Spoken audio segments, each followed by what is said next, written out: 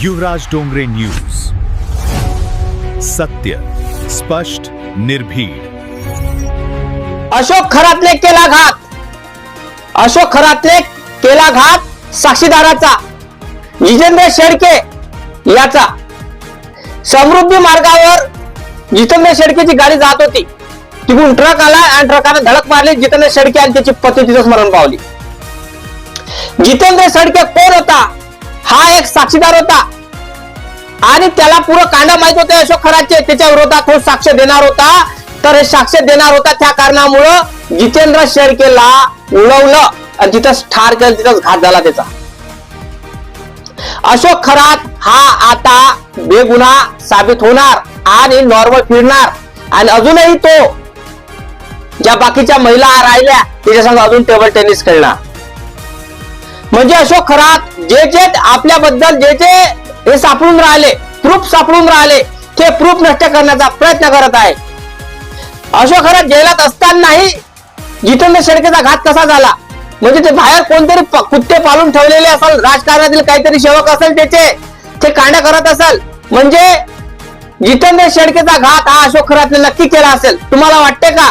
म्हणजे अशोक खरात हा आपले प्रूफ, जे सबूत आहे, हे डिलीट मारण्याचं कारस्थान करून राहिला आहे. जे सबूत मिळाले ते डिलीट मारा, ते खतम करून टाका. जे कोणी आपल्या विरोधात साक्ष देत असेल त्या साक्षीदाराला खतम करून टाका, असा कारस्थान रचून राहिला का अशोक खरात? काय वाटते?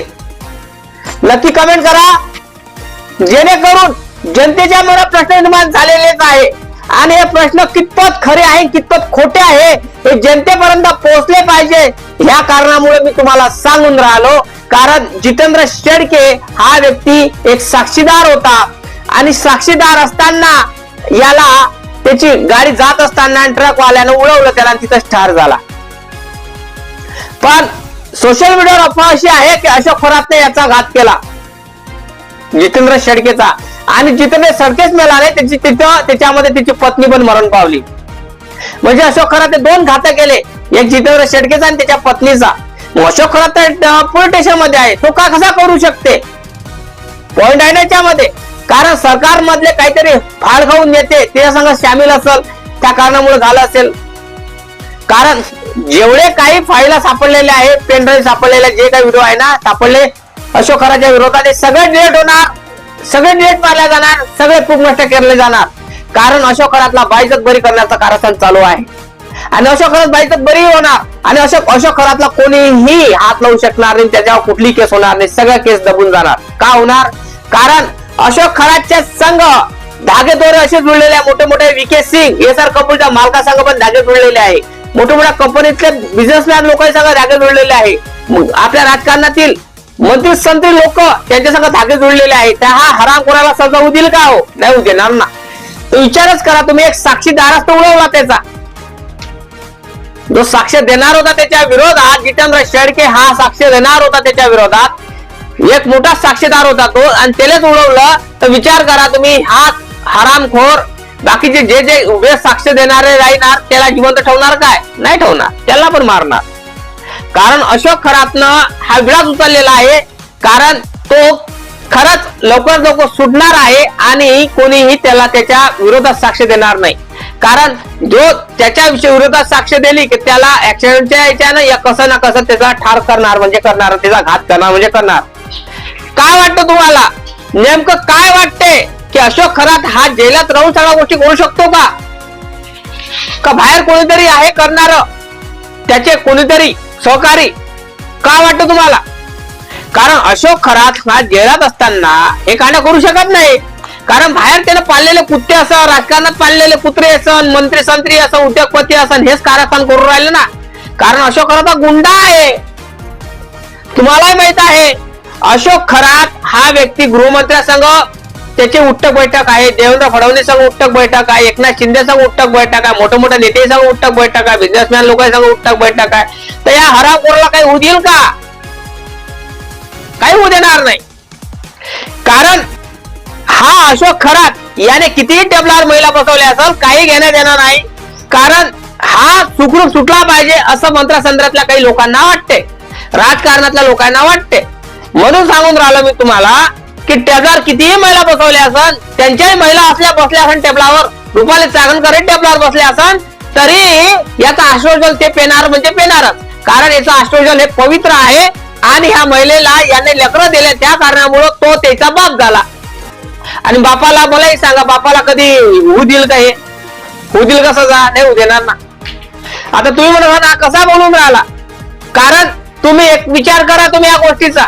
ज्या ज्या महिला अशोक खरात पाशी गेल्या टेबलावर बसल्या ते लेकरं झाले, लेकराचे बाप कोण असणार? ते त्याचे नवरे असणार का? हा हरामखोर असणार, हा हरामखोरच असणार ना. कारण याच्यामुळे लेकरं झाले. तुम्हाला माहिती आहे 9 साने लेकरं होत नसते, परमेश्वर कोणती लेकरं देत नाही.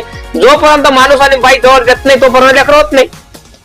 आणि तुम्हालाही माहित आहे, व्हिडिओ बघितलेच असेल तुम्ही. पण गोष्ट जाऊ द्या तिकडे, हे गोष्ट आपल्याला महत्वाची नाही आहे. महत्वाची गोष्ट आहे की जितेंद्र शेळके हा व्यक्ती एक साक्षीदार होता आणि त्याला ठार केलं.